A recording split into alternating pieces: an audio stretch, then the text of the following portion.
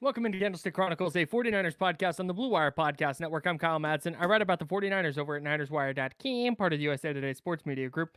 Joining me right now, Chris Biderman of the Sacramento Bee to talk about our friends over at Lamb Chops. Chris, it's my favorite clothing brand, and It's mine too. that's what I thought. SGLambchops.com is the website. Use promo code Candlestick20 to get 20% off your order. Follow them on Instagram for photos of all their latest styles. They got a new winter line coming out that looks incredibly dope. And if I'm checking boxes of important things in a day, looking dope right at the top. Looking dope, the most important thing. I think it's safe to say Lamb Chops probably excels. I mean, we love their shorts, right? Like their shorts Yes. have been phenomenal. I have so many pairs. But when it comes to like they're a Minnesota brand, right? The t-shirts are a little bit thicker, the Yep. hoodies are nice and warm, the Yeah. sweatpants are nice and warm. Yeah. With fall season being here, I think this is when Lamb Chops really is in its bag.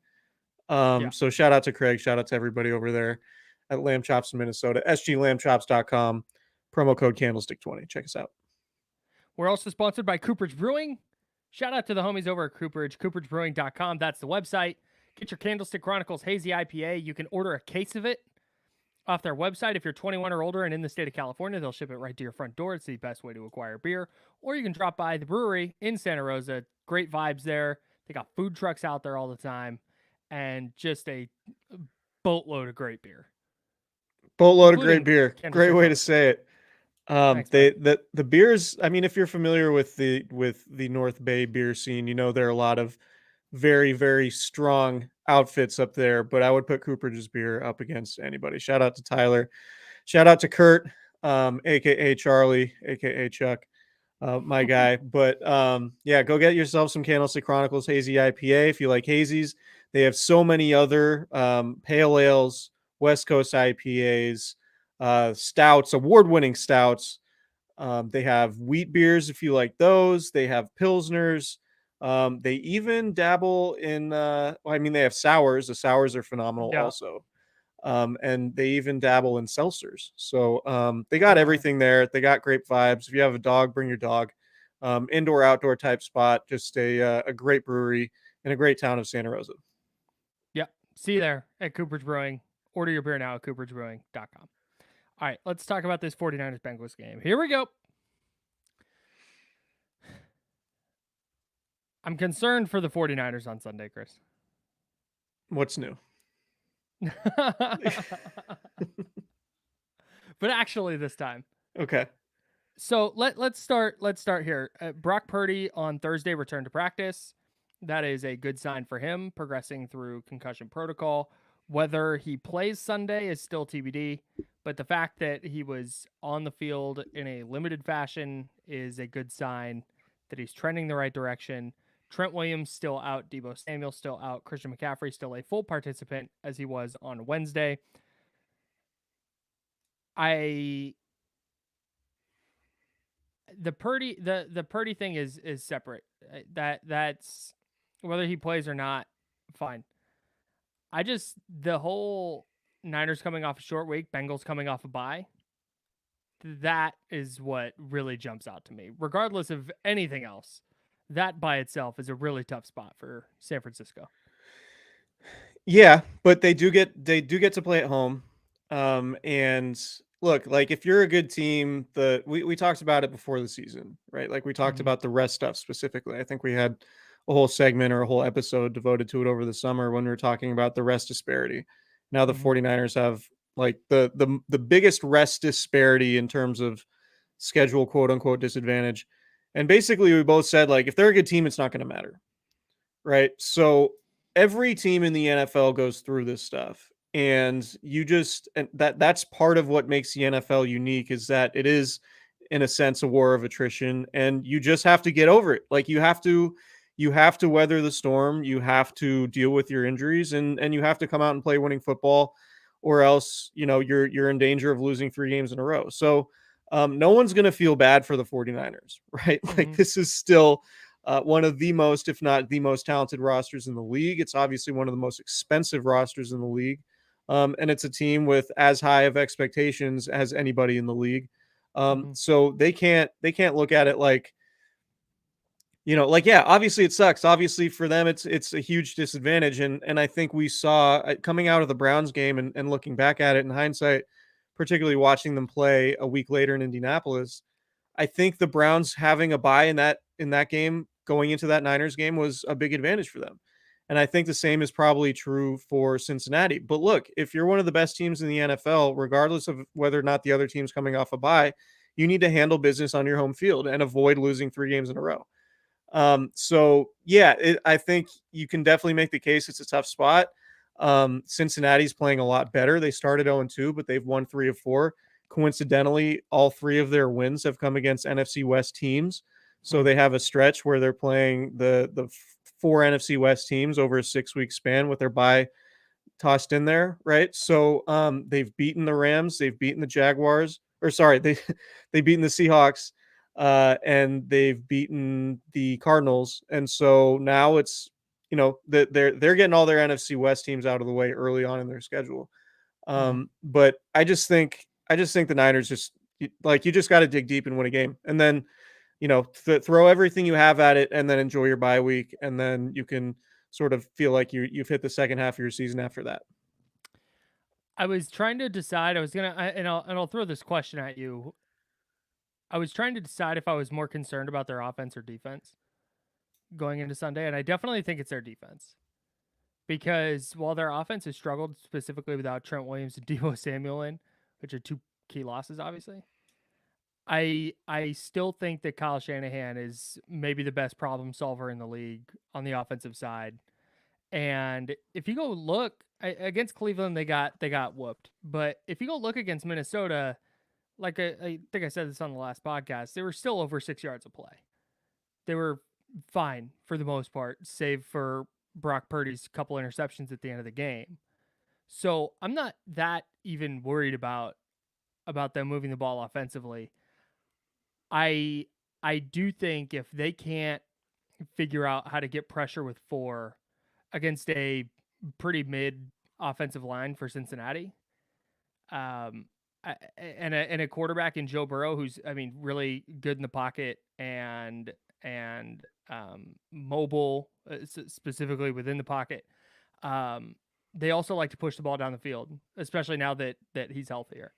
So if they can't figure out a way to get pressure on him and make him uncomfortable and make him take those short throws that he doesn't always want to take, I'm not sure that there's necessarily a fix.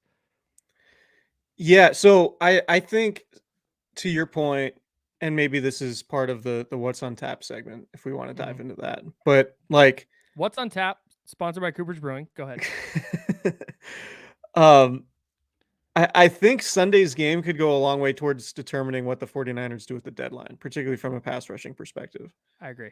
Because if they don't get to Joe Burrow and he carves them up like Kirk Cousins did last week, and the Niners lose their 3rd straight game, like, man, Montez Sweat or Chase Young, or I don't think Brian Burns makes a whole lot of sense just because you're probably going to have to pay him.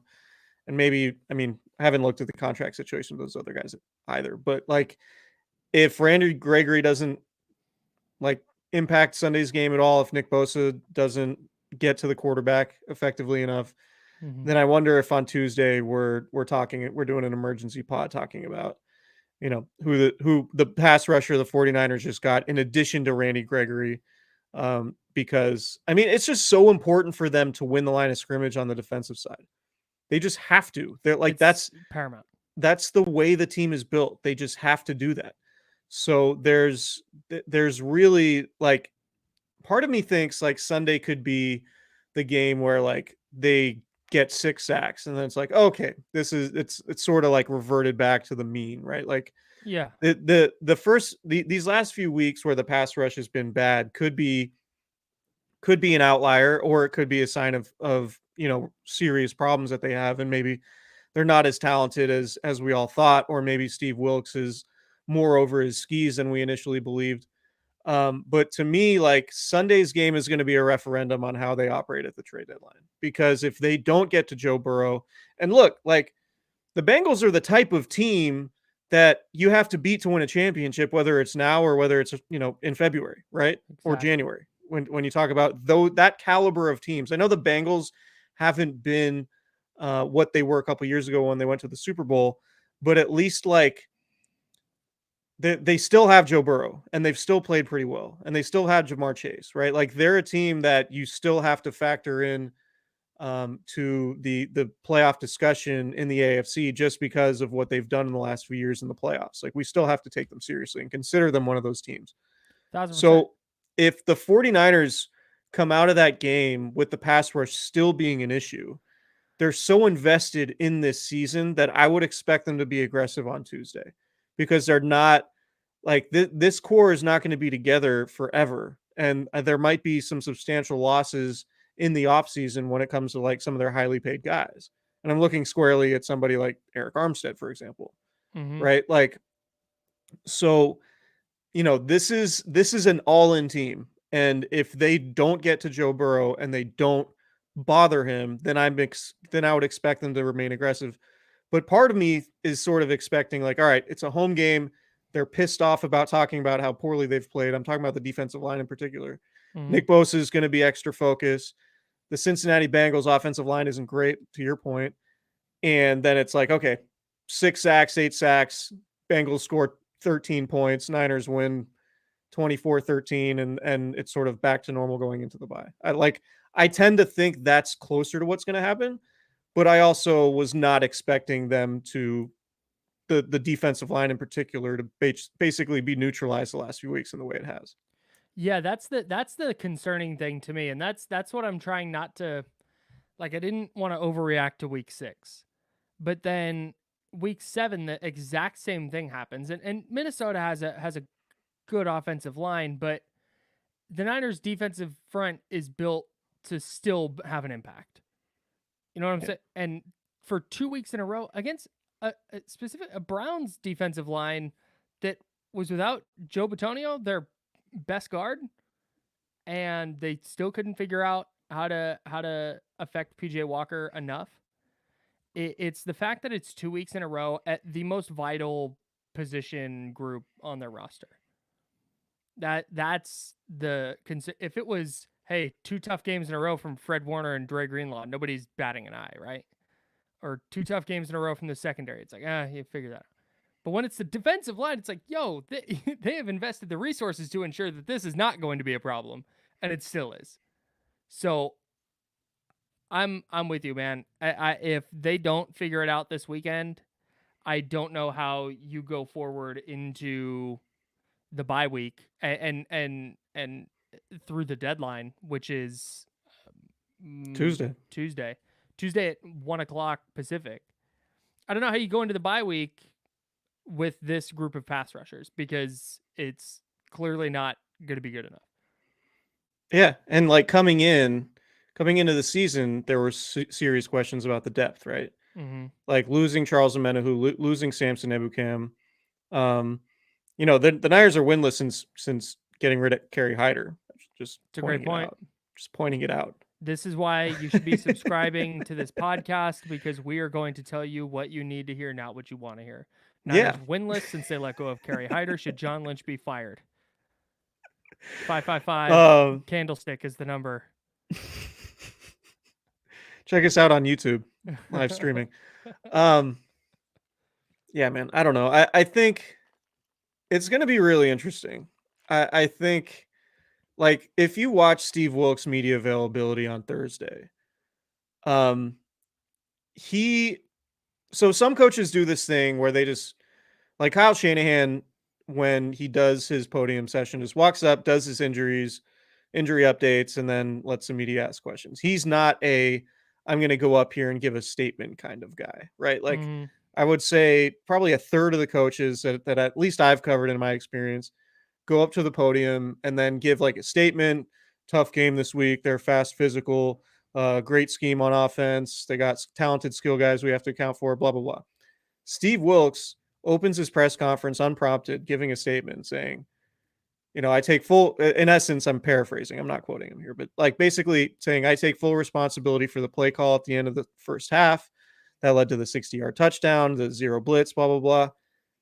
He was talking about it. And like, I guess we should give Steve Wilkes credit for being accountable and taking the blame and falling on the sword and all that.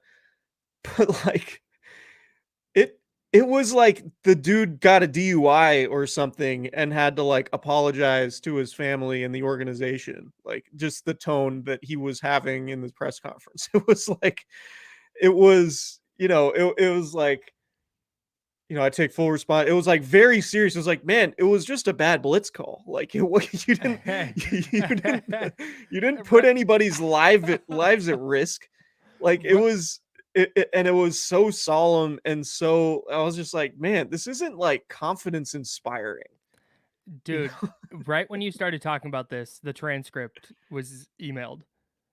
Oh, nice. So it's quote, I gotta be on, and I'm gonna just cut this short because then I want to get to what's next. It Mhm. says, quote, I gotta be honest with you. By the time I talk to you guys, win or lose, mentally I'm on to the next game. I know there's a lot of questions about the call right before the half, so I definitely want to address that before I move on to Cincinnati, which is hilarious. But anyways, I take full responsibility for that call. I have to do a better job in putting guys in a better position. Da, da, da.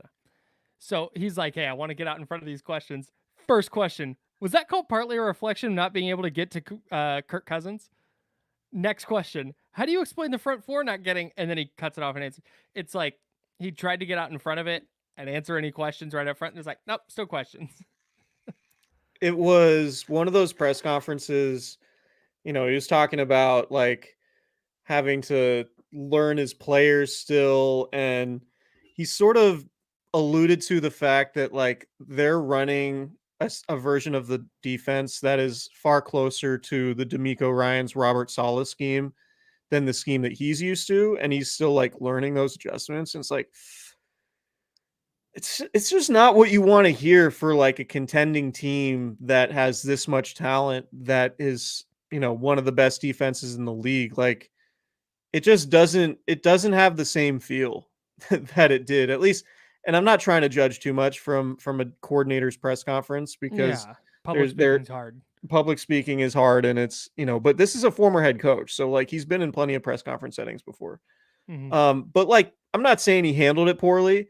It was just the tone of his voice and the answers he was giving didn't it just wasn't screaming top like confidence. That's all. Like I think that would be my only point. It was like, man, it didn't feel like this is a dude who has like a complete grasp on everything and is fully comfortable with what's going on. And obviously the production is like the issue, Mm-hmm. but there was a lot of like, yeah, we're still trying to figure this stuff out. And it's like, ooh, man, Yeah, like that's not. we are in late October, my And guy. Like you want to figure this out by now.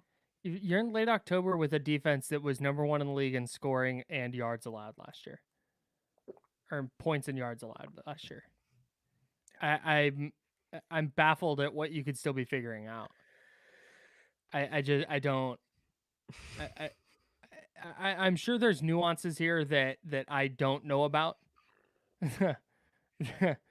I'm sure there's nuances here that I don't know about, but I can't imagine it's super complicated just taking over a D'Amico Ryan's defense. Relax in the YouTube chat. All caps, we suck again. It's just funny seeing The relax irony. and we suck again. Yeah, Right. the I think irony. that's the point. Probably. Yeah, I don't know. Like, so what Kyle Shanahan talked about earlier this week was like basically How the much he hates idea of Steve Wilkes. the idea of tying coverage to the pass rush, or tying those things together so they're on a string, right? And the way Kyle Shanahan explained it is basically the Niners sort of identify, or their goal is to identify where the first read is on any given play. Mm-hmm. So, like, take that away first. And if you take away the first read, then the quarterback has to hold on to the ball a little bit longer. And if he's holding on to it a little bit longer, then that gives the pass rush more time to get home. Like, that's what, when you hear coaches talk about tying together the pass rush and the coverage, that's what they're saying. Mm-hmm. And, but the issue is like so often the quarterbacks are getting to their top of their drops and just getting the ball out. Like, Yeah. it's not like, I think it's a combination of quarterbacks getting the ball out quickly, which is a reflection on the coverage, and maybe it's their ability to identify what the first read is, or Hmm. maybe it's just the coverage calls themselves. But it doesn't feel like it's solely on the defensive line to play better. I think that's definitely part of it, but it feels Hmm. like it feels like there's an element of, and they talked about like not being able to tie the coverage to the pass rush, and maybe they're just not doing a good enough job taking away the quarterback's first or second reads. Hmm. And that was a real interesting, sort of answer to diagnosing what the issue is. And that does feel complicated. Like, if Steve Right. Wilkes is not, if they are not doing a good enough job of taking away the quarterback's early reads based on their scouting and based on the film breakdowns and charting and all of that stuff, like, that might be a preparation issue, and that might be like a pretty damning indictment of Steve Wilkes. If they Hmm. can't figure this thing out with the talent that they have, and teams are just like doing what Matt Stafford did in week 2, and it's just like get to the top of your route and then find your open guy and just like nickel and dime the 49ers defense to death, and then when you do Right. try to blitz, beat them with a screen, like it's not a great look for Steve Wilkes right now. So that I think is a huge thing with Sunday's game, is like, can Steve Wilkes get back on the good foot, and can the Niners defense get rolling again? Because they're like, we've just kind of assumed the Niners defense was going to be the backbone of the team, and the reason why they are a contending team in the NFC. Hmm. If the defense isn't bothering the quarterback, you can just throw all that out. Facts. That's Like, spot if on. if the defense is not like top 3, top 5 in the league consistently, and it's not like the Vikings put up 40 points, but they did go 5 straight possessions with scoring, right? Just putting points on the Hmm. board. But like, that's just who the Niners are. And I think that's what's jarring about these last few weeks, is that like, we've always, even when they've lost games, it was like, oh, they lost because Jimmy Garoppolo threw some picks and stepped out of the back of the end zone, and like the offense just couldn't get going in the second half, whatever, whatever. Hmm. But the defense had always been playing at a relatively high level. This Yeah. is the first time they've gone through struggles where it's been like, oh, the defense is not stepping up. Like, that's really weird. And that, to Right. me, like, I think we like, I'm not Mr. Hyperbolic. Like, we really gotta look at firing the coordinator. I'm not even calling for Steve Wilkes' job. I'm just saying, like, we're sort of on the path where we kind of gotta wonder about, like, is Steve Wilkes going to be around long term? I think that's fair, given the way the things have Yeah. gone the last couple weeks. Yeah. It's not just that there was the one game. Remember Kansas City kicked their ass last year at Levi Stadium? I think Yeah. 43-22 was the final, and they just couldn't stop Mecole Hardman. And Nick Bosa was banged up, and Trevarius Ward was banged up. And Bosa, after the game, was like, they just schemed us up. We were not ready for those dudes.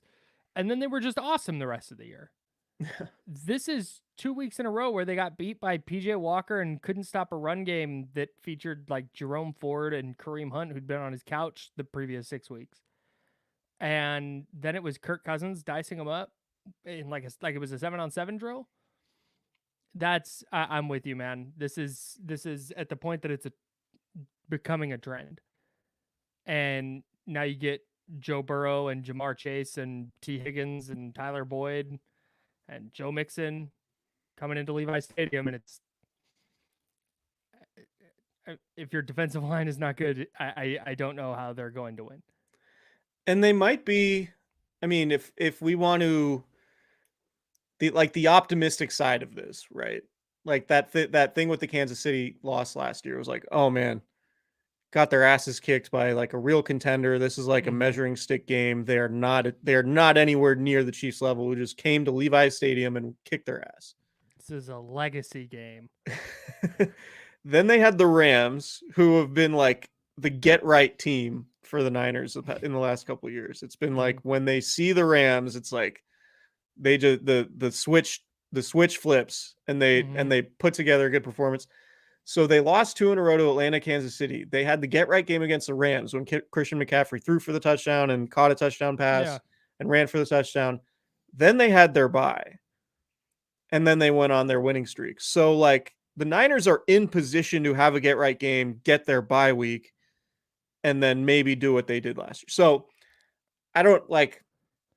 I I'm not saying that's what's gonna happen, but if you're trying to find the optimistic side of this, it's like you can just look at last year. They lost 2 games in a row, um, and then went on their run. So this team is capable of that. We should know at least. I don't know if the 49ers have ever needed a bye week as bad as they need a bye week right now. It feels like they always need a bye week. Yeah, a little bit.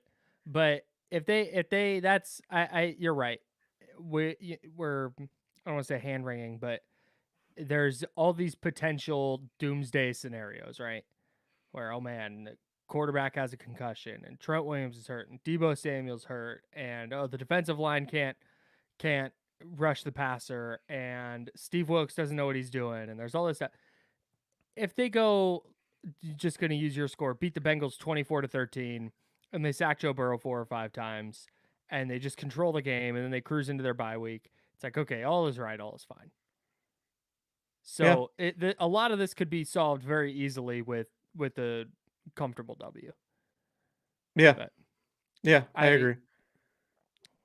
I have some predictions, some what's on taps, if you will. Sure. All right, what's on tap? Sponsored by Cooperage Brewing. I think Brock Purdy is going to play and play well because prior to the fourth quarter on Monday night, he was excellent. And then he airmails the pass to Juwan Jennings for a pick. And he skipped a pass to Brandon Ayuk on a big 3rd and 6, and then he airmailed Juwan Jennings for a pick, and then tried to fit a ball into a tight window to Ray McLeod, and he got picked. So outside of those 3 plays in the fourth quarter, he was excellent, and I think he's going to play and be really good again Sunday. Yeah, I would agree. Um, like you said, he returned to practice.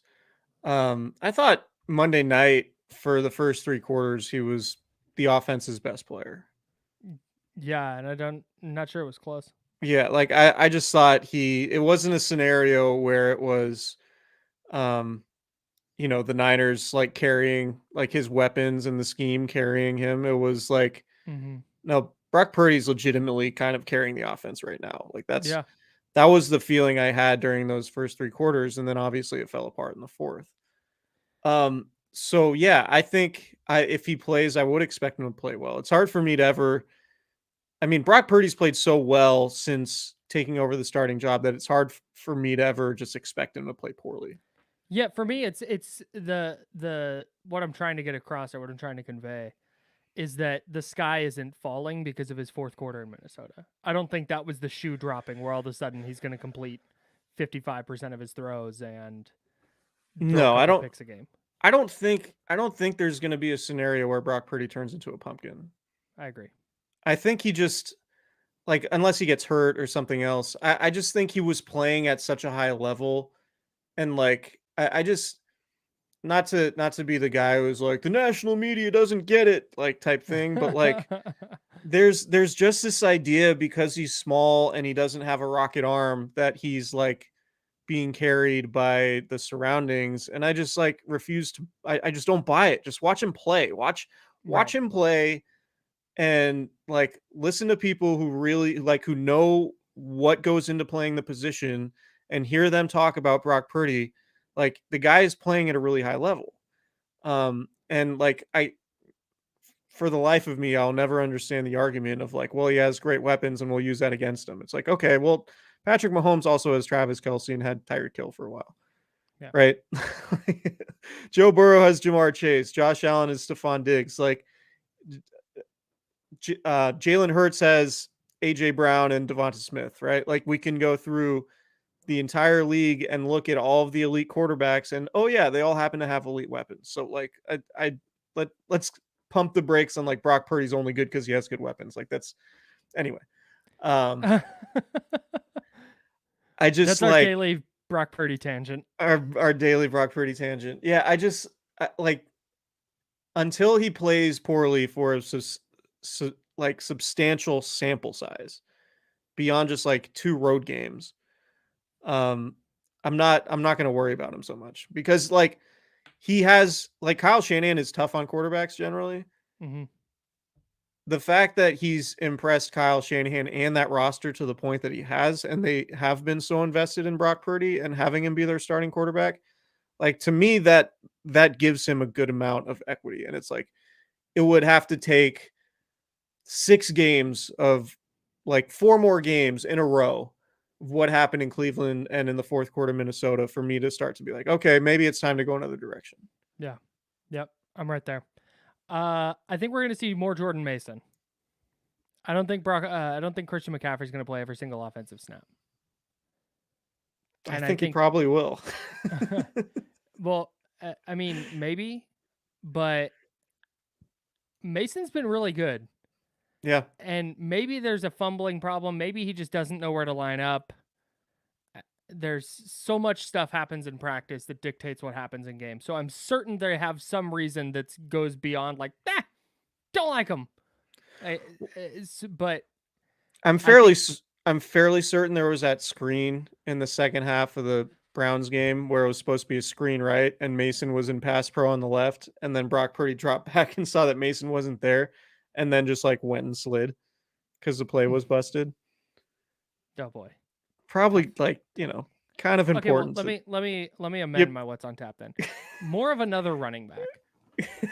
Elijah Mitchell played 4 snaps and had 1 carry. I just don't think that's the. I think with Deebo Samuel out, there's more that you can do with Christian McCaffrey as a receiver and as a pass catcher.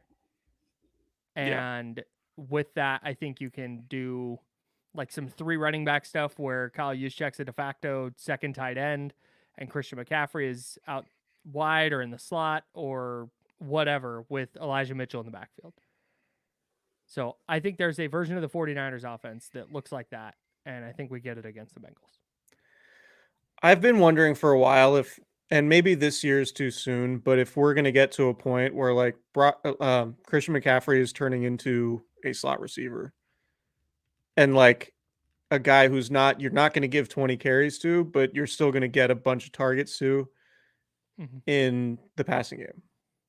Just like let him cook linebackers and safeties and like running routes instead of just like handing him the ball so many times. Yeah. Lower He's impact physical, too. man. I know. Yeah. He's far more physical than I thought he would be. Yes, same. I think George Kittle's going to score a touchdown. I was certain he was getting one against the Vikings. He didn't. More on George Kittle and prize picks, but I think he's going to get a touchdown this week. His 4th of the year. After having 3 against Arizona? Dallas. Yes. That's right. Okay. Yeah. Cool. Yeah, I think you're right. Thank you. And then Nick Bosa is getting a sack this week. Sorry. That's fine. I was looking up Kittle's numbers. I had like nothing for you on the Kittle. That's fine. No, because it's such a good goddamn pick that you're like, hey, I got nothing. Irrefutable. Touchdown coming. Yeah. Nick Bosa is going to get a sack this week. I think so. So Nick Bosa talked to reporters this week. I watched his availability. Kind of talking about how having a sack doesn't always equate to like having a good game. Right? Like you can play well without getting a sack and you can play poorly and get a sack. He was like, yeah, the Cleveland game was my worst game of the year and I had a sack in that one. Like he had a big sack. Was that a second down sack? I want to say in the fourth quarter. Was that third down sack? So. I think it was second. So we'll see. Like I'm curious to see. Like I just feel like Nick Bosa is too good. At some point, it's like, all right, he's just gonna he's gonna flip the switch at some point and just like dominate a game like he did. I just refuse to believe, unless he's hurt, I refuse to believe that Nick Bosa is just not good like he was anymore. Yeah, and I refuse to believe that at this point it's because he didn't have an off season. Right. That would be bananas. What's going on in your room right now? It's like very dark. Well, this Earth revolves around the sun. Okay, so the sun went down.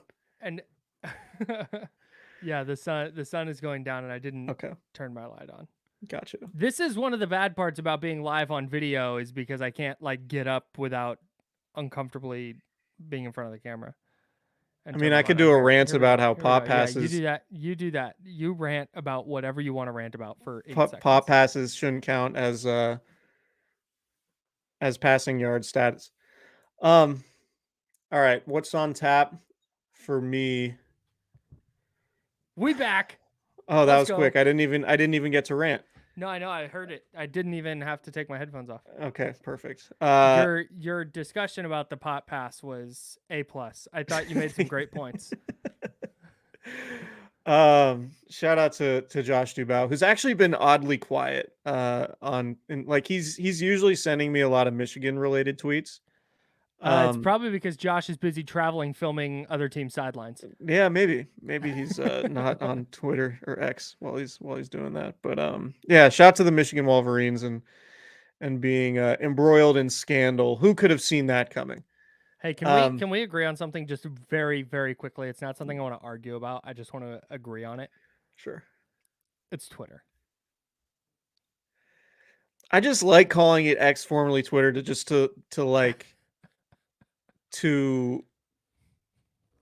say how ridiculous it is. Okay. Like X is such a dumb name for a social media platform. It's trash. Like every time I see a tweet or a post on X, or like Siri reads it to me when I'm in the car, it's like so and so on X, and it's It's like, what is this, Friday night in college? I don't know, or like just imagine whoever that person is with pupils this big,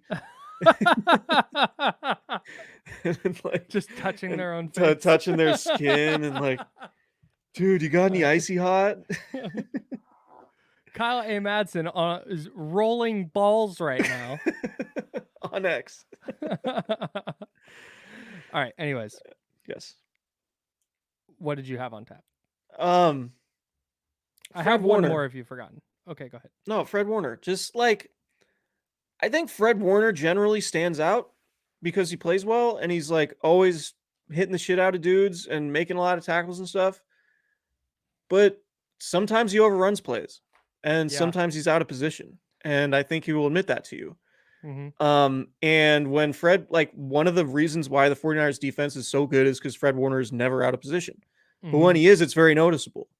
And when the Vikings start off the game with a 19-yard run and Fred Warner's like way past it on the sideline side of the ball carrier as he cuts upfield, it's like, like it's just it's kind of a problem sometimes. And this is not to say that Fred Warner is still not, Fred Warner is obviously the best linebacker in the league, but like there are some plays, and not many, but it feels like there are a handful of games where it's like Fred Warner gets out of position. Yeah. And I thought that happened in Minnesota, particularly in coverage too, against TJ Hawkinson. So I just, I think as good as Fred Warner is, he set the standard that's super high. That's like, man, he's always in the right spot. He's always making plays. It's part of what makes him him. And when he's not doing that, sometimes the 49ers defense gives up big plays. So can he rectify those issues on Sunday? I love that prediction, or that what's on tap. Do you know what percentage of Joe Burrow's throws are either behind the line of scrimmage or within 10 yards of the line of scrimmage? 67%. 66.9%. Really? Yes. What'd I say? 67? Yeah, really good. Really, really good guess. Oh my god. Yeah, so I don't care about that was my thing anymore. legitimately a guess. That's way cooler than anything I was gonna say. I mean, I don't even know what point I was gonna make. No, the Bengals have basically lived in the short area this year, and I think Joe Burrow is getting healthier and maybe going to start pushing the ball down the field more. But on throws, this is per Pro Football Focus. On throws 20 plus yards down the field, Joe Burrow is completing 12.5%, 2 of 16 this year. 10 to 19 yards down the field, he's 18 to 41. That's 43.9% with a touchdown and 3 interceptions. Like Ha- this offense so far, and again, maybe it's different coming out of the bye, but so far this offense has lived in that 10-yard box within the line of scrimmage. And that's where Fred Warner, specifically in coverage, can really dominate. How's Joe Burrow against the blitz? Joe Burrow against the blitz, boy, I got to tell you, it is not great. No? No, I'm sorry. It is. I was looking at his pressure stats. When blitzed, he's been blitzed on 32% of his dropbacks, 59.2% completion rate, 3 touchdowns, no picks. Wow, okay. Yeah. Okay. 4 touchdowns, 4 picks when not blitzed. Under pressure, Joe Burrow this year, 4 touchdowns, 1 interception. 2.7 yards per attempt. Woof. Yeah, I'm interested to see if he's moving better on that injured calf after the bye now that he's gotten some rest, and how that affects the Bengals offense and how it affects the Niners defense. Yeah. So, should we get to Prize Picks? Yeah, let's get to our Prize Picks. Shout out to the homies over at Prize Picks. You can join us at prizepicks.com/candlestick.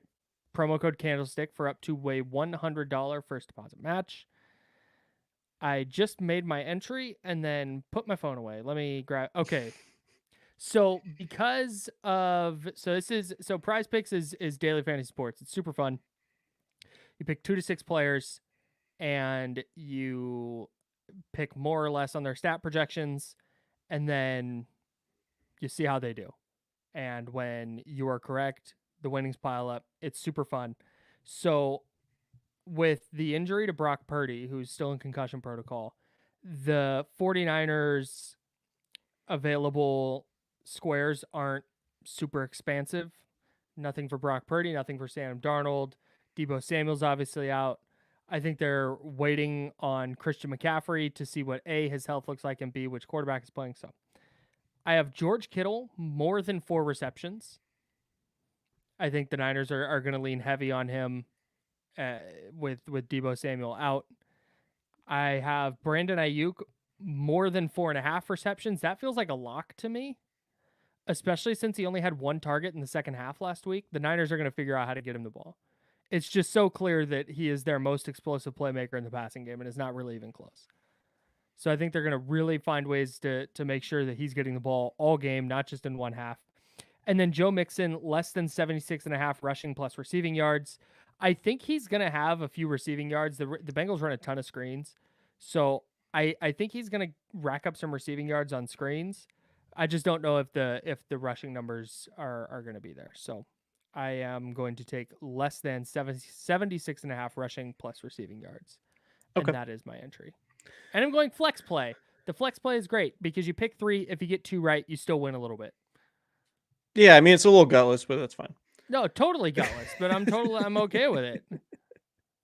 I'm winning. I'm team power play, which might be why I haven't had the most success on Prize Picks this year. But Sure. I'm But you gonna got go. guts, kid. Yeah, that's what everyone says. Joe Burrow, less than or fewer than, if you want to be grammatically correct. 245.5 passing yards. This is more of a prediction that the 49ers are just going to bounce back.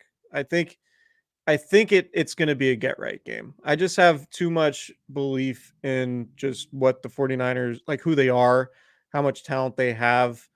The fact that like they still aren't healthy on defense. It's not like they're missing bodies. They just haven't played well.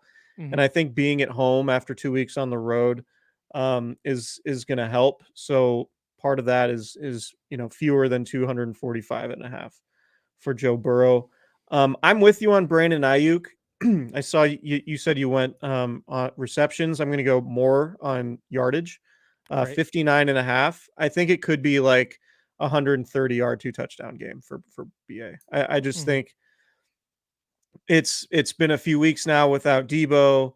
Kyle Shanahan's going to figure out more ways to get him going. Like you said, after the coverages were rolled towards his side in Minnesota, I think they could probably move him around more, send him in Mm-hmm. motion, and give Brock Purdy or whoever's playing quarterback a better idea of what the coverage is going to be pre-snap. Mm-hmm. So I would look at that. And then Jamar Chase, I know I went less than on yardage for Burrow.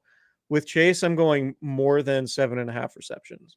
I just think it's going to be like, bubble screens, short passes, just, getting your guy the ball. And I just have too much belief in Chase, and the Niners have been a defense that so far this season has allowed teams to dink and dunk, and I think Chase could get some easy receptions that way. So I think more than 7.5 receptions for Chase would be my third play, and I'm going power play because look, you know, just got to put the chips in. Yeah. Just got to put the chips in, and you can't win if you don't play. That's the way I look at it. You know, I'm gonna coin this phrase right now, Yeah. and you can use it. Okay. Scared money don't make money. Hey, there you go. Mm-hmm. Never heard Just that thought of before. that. That's great. So yeah, Burrow less than 245.5, Ayuk more than 59.5, and Chase more than 7.5 receptions. I dig it. That's Prize Picks. Join us, play daily fantasy. It's super easy and a ton of fun. I did an NBA one the other day, and I got all 4 correct during the Warriors Suns game, so that was fun, super exciting. Just a fun way to inject a little additional excitement into your sports viewing experience. Check out Prize Picks, daily fantasy made easy. PrizePicks.com/candlestick is the website. The promo code there is Candlestick. Promo code Candlestick for a first deposit match up to $100. That's PrizePicks.com/candlestick. Promo code Candlestick for a first deposit match up to $100. We got people in the chat on YouTube putting down some Candlestick Chronicles hazy IPAs while they're watching this live stream. That Hell is yeah. that is about as good as it gets right there. So It doesn't get a lot better. You're absolutely right. Yeah, if Trent, here's my caveat. I don't think the 49ers are going to win. If okay. Trent Williams plays, I think they win because I think their run game gets going and I think their offense gets back on track and I think the complementary football thing starts to come into play and I think they win because the desperation level is high. Yeah. I think he is going to play. I think he Ooh, didn't is that on practice. tap? What's on tap? He didn't practice Wednesday or Thursday. I think he is going to play. Okay. And I'm not basing this off anything, just our pal Nick Wagner's intuition and instincts. So we haven't mentioned him yet. So Oh yeah, Jesus, we'll just sneak that in at the buzzer. Hopefully Trent. I mean, if Trent doesn't play, Nick might get mad at us for shouting him out on the call here. But no, I think Trent's going to play. The logic would be, I think, give him as much rest as possible, allow him to play on grass, and then he'll have the bye week to recover. Yeah, that would make sense. They need him, man. Yeah, they do need him. I think they need him in a real substantial way in the running game for sure. Yep. 1000%. All right. Subscribe, rate, review wherever you get your podcast. If you're watching on YouTube, make sure to subscribe to our YouTube page. If you go to youtube.com, just search Candlestick Chronicles. It'll be right there. Make sure to follow us on Twitter at Candlecron. That's at Candlecron, no stick, no ickles. And what am I missing? Like the video. We'd appreciate that. Hit the notification button when we go live. Yeah, you'll get the noti. And that's it. We'll have a post-game pod for you that comes out Monday. Yes, sir. Everybody enjoy their weekends. Enjoy the game. We playing a little golf. Oh, you aren't playing golf. I'm not playing golf. This was a golf-themed episode, though, for those watching. Kyle and I both rocking golf hats inadvertently. His is way cooler than mine, but I mean, we're both big Alistair McKenzie guys. Yeah, I mean, you and me, Allie Mack and us are the old doctor, the 2-tiered greens and wild bunker complexes. Yeah, we're big into that. No, I got my Pasatiempo hat on, and Kyle's got his Amen corner from a little known golf course in Augusta, Georgia. There, that's pretty cool. Anyway, shout out to Alistair McKenzie, R.I.P.